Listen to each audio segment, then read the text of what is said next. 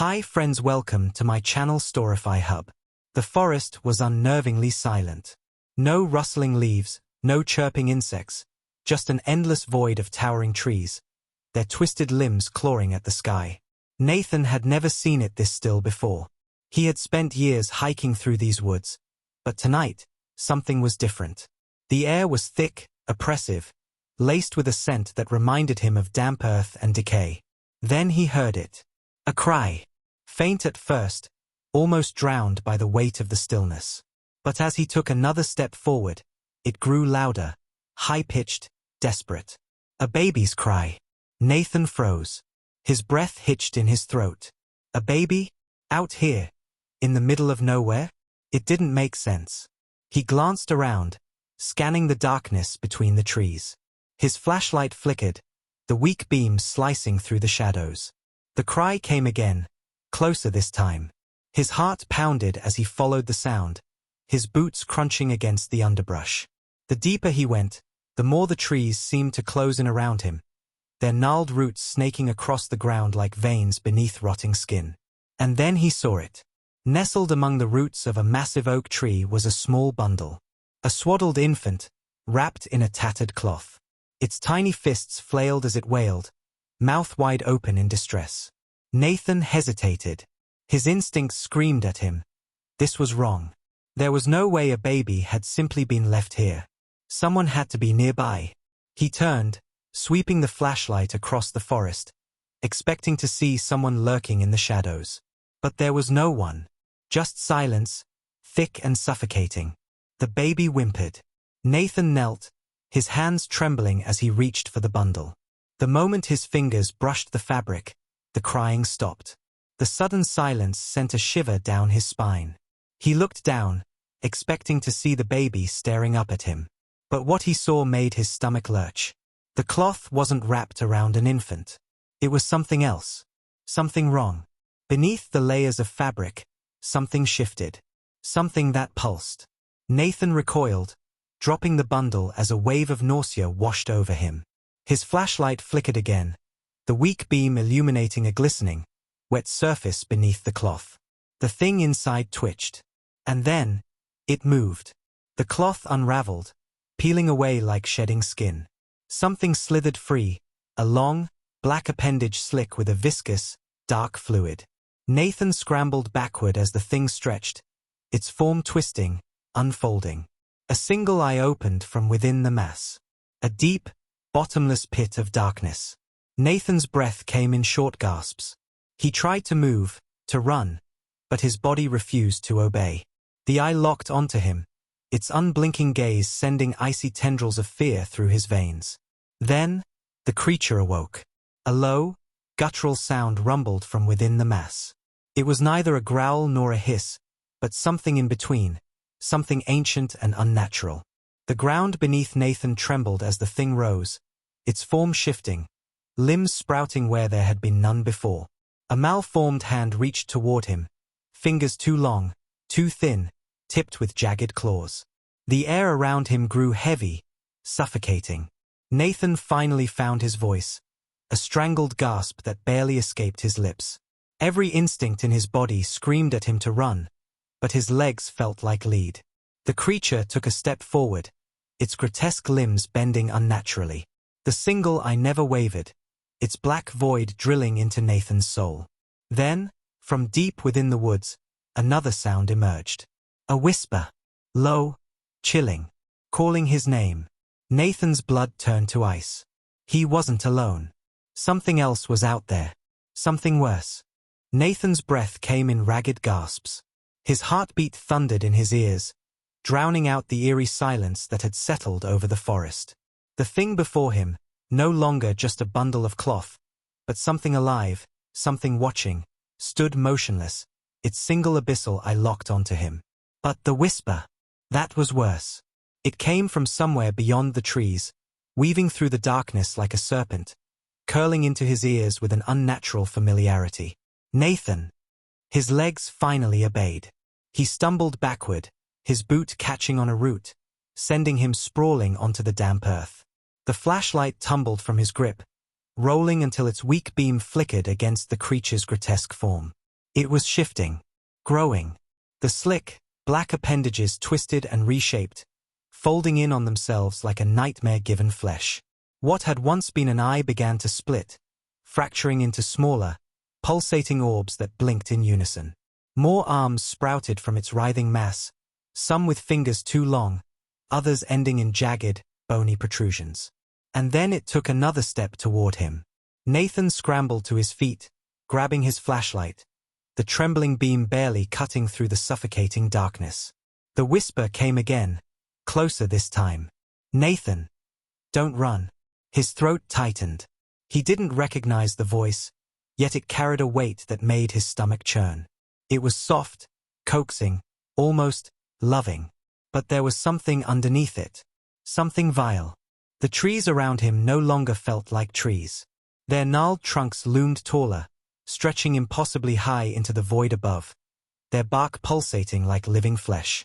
The roots beneath his feet twitched, shifting with each step, as though the entire forest was breathing. The thing that had awoken, it wasn't alone. Nathan turned and ran. His feet pounded against the earth, his breath coming in short bursts. Twigs snapped beneath his boots, branches clawed at his arms, tearing at his skin as he sprinted through the unnatural blackness. The whisper followed him, wrapping around his thoughts like cold tendrils. "Why are you running, Nathan?" The voice slithered through his mind, but it wasn't coming from behind him. It was inside him. His pulse spiked. His vision blurred. He could feel something pressing against the edges of his consciousness, as though something else was trying to worm its way in. Then, up ahead, through the tangle of shifting trees, light. A cabin. Small, worn down, barely standing, but real. A sanctuary. Nathan forced himself forward, his legs burning as he reached the clearing. The old wooden door loomed before him. Without hesitation, he threw his weight against it, bursting inside. The moment he crossed the threshold, the whisper stopped. Silence. A heavy, suffocating silence. Nathan stumbled forward, bracing himself against the wall, chest heaving. The cabin smelled of dust and damp wood, the air stale with disuse. His flashlight flickered as he scanned the room.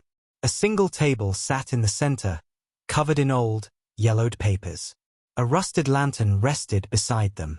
Against the far wall, a rotting bookshelf tilted precariously, its contents scattered. But then, he saw it. A crib. Small. Ancient. The wood chipped and splintered. It sat in the corner, hidden in the shadows, draped in a thin, tattered sheet. Nathan swallowed hard. And then, it moved. The sheet shifted ever so slightly, as if disturbed by breath. A cold dread coiled in his gut. He didn't want to move. He didn't want to know what was inside. But something unseen, something beyond his control, pulled him forward. His shaking fingers reached for the sheet. The moment he touched it, the whisper returned. But this time, it was different. It wasn't calling his name. It was laughing. Nathan yanked the sheet away. Inside the crib was the bundle.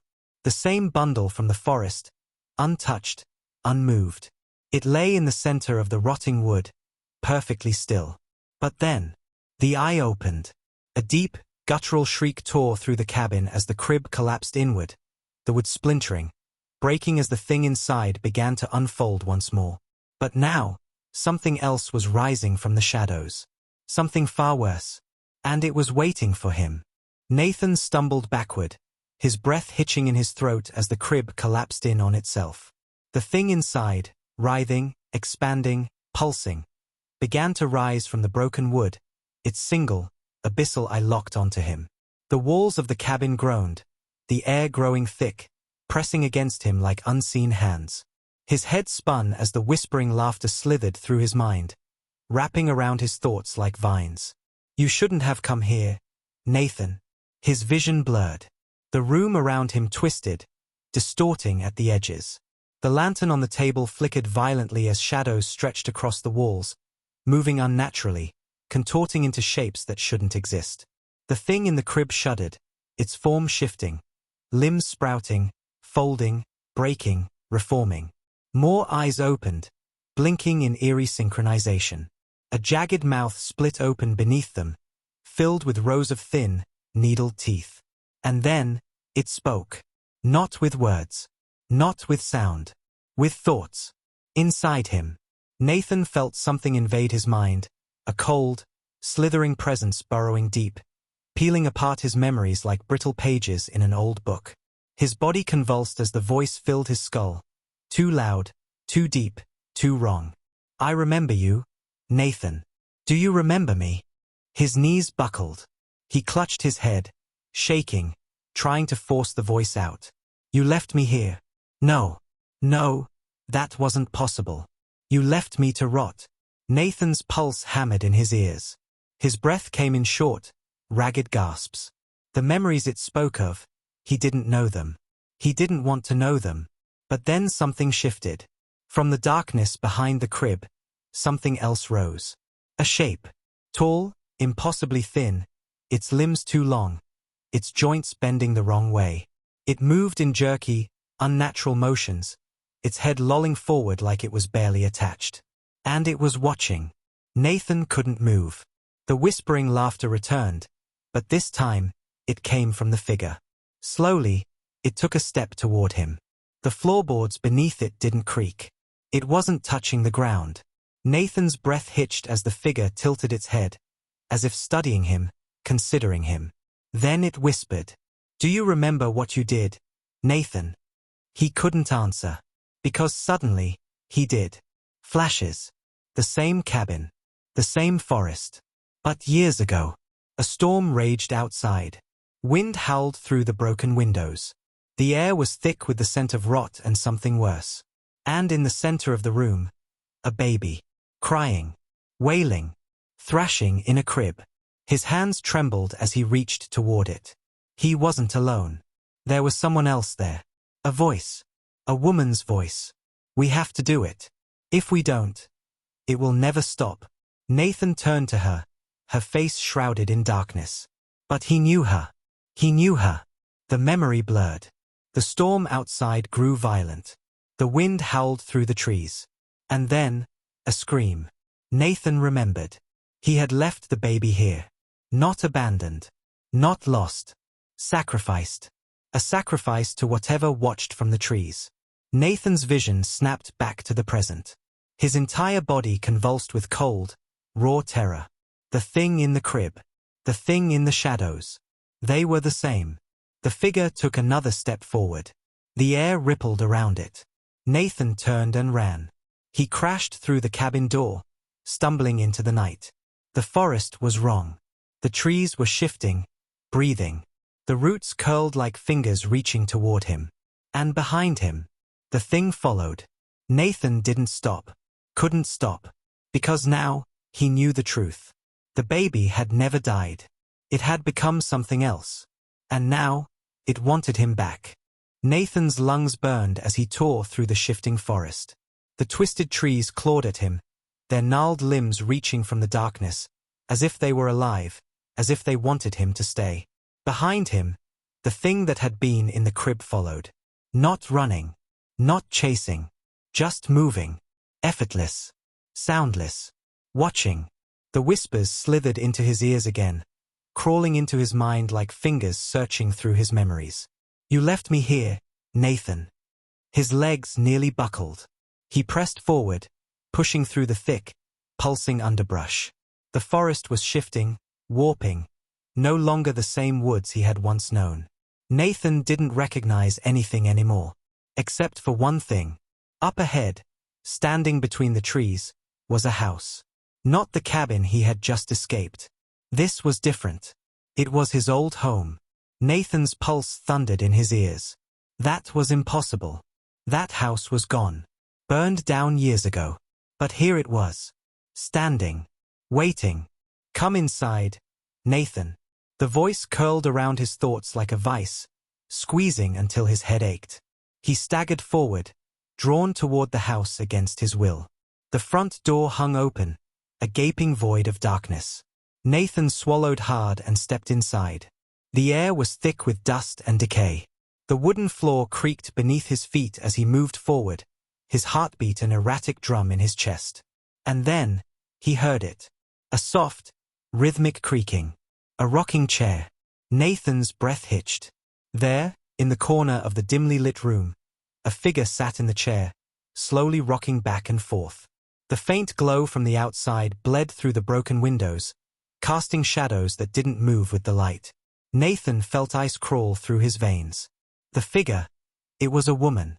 Her head tilted toward him, slow, deliberate. And when she spoke, his stomach dropped. "You finally came home." Nathan knew that voice. It was his mother. His mouth went dry. He wanted to run, to bolt back into the night, but his feet were rooted to the ground. His mother's eyes, hollow and dark, peered at him through the dim light. "You remember now, don't you?" Nathan shook his head, but deep down, he did. The memories, fragmented, distorted, came flooding back. His mother, the storm, the ritual, the baby. A sob caught in his throat. They had tried to stop it. They thought the sacrifice would keep the thing contained. But they had been wrong. So horribly wrong. His mother's frail hand lifted, pointing toward the doorway behind him. Nathan turned, and his stomach dropped. There, in the hallway, was the crib. It stood exactly as it had all those years ago. The sheets were still tattered. The wood was still splintered. And inside, the bundle was there, untouched, waiting. Nathan's breath came in short gasps. He stepped closer, his hands trembling. And then, the eye opened. A deep, guttural croak filled the house, rattling the walls. The shadows around him pulsed, stretching toward him. The air turned heavy, pressing down on his chest. Nathan stumbled back as the crib began to move. The floor beneath it cracked and split, as if something beneath the house was waking up. And then, the walls peeled open. Not broke, not shattered. They opened, like skin parting beneath a blade. Nathan's mother let out a breathless laugh, her eyes rolling back into her skull. "It was never about keeping it contained," she whispered. Nathan's heart pounded. He tried to move, tried to run, but it was too late. The thing in the crib wasn't in the crib anymore. It was behind him. Nathan turned, and the last thing he saw was the thing opening its mouth. And then, darkness. Nathan's world collapsed into darkness. There was no pain, no sound, just an endless abyss. Then, a heartbeat, not his own. It pulsed through the void, deep and primal, rattling his bones from the inside out. The sensation was suffocating, as though something enormous, something ancient, had finally stirred awake. And then, he saw it. Not with his eyes. With his mind. A chasm, stretching into eternity. Twisting, writhing shapes slithered within it. Limbs, eyes, mouths, things that should not exist. The crib was there too, floating above the abyss, suspended by pulsing, vein-like tendrils that stretched into nothingness. And Nathan was standing before it. Except, it wasn't Nathan anymore. It was him as a child. Small, barefoot, dressed in the same soaked, ragged clothes he had worn the night of the ritual. His tiny hands trembled as he looked up at the crib. The baby was still inside. But it wasn't crying. It was watching, waiting. A voice whispered from the abyss, low and infinite. "You broke the cycle, Nathan." The chasm rumbled. And now, something else must be given in return. Nathan's younger self took a slow, hesitant step toward the crib. His heart pounded in his small chest, every instinct screaming at him to run. But he couldn't. Something inside him knew what had to be done. A sacrifice. That's what his mother had said, all those years ago. But she had been wrong. It wasn't about offering the child to the thing in the woods. It was about offering himself. Nathan's childlike body reached forward. His fingers brushed the tattered cloth of the bundle. The eye inside it opened. And the world split apart. Nathan awoke, gasping, choking. He was back in the forest, lying in the damp earth, the taste of ash in his mouth. The wind howled through the trees, but the whispers were gone. Slowly, he pushed himself up, his body aching, his mind reeling. And then, he saw it. The crib. Empty. The sheets were gone. The wood had crumbled into nothing but dust. It was over. Nathan staggered to his feet, his breath unsteady. The forest felt different. The unnatural presence that had lurked in its shadows was gone. Or at least, it was satisfied. For now. Nathan turned, his mind still trying to process what had happened. He knew he should leave. He should never come back. But as he stepped forward, something shifted. The wind whispered. The trees creaked. And deep in the distance, a baby cried. The cycle never ends. The end.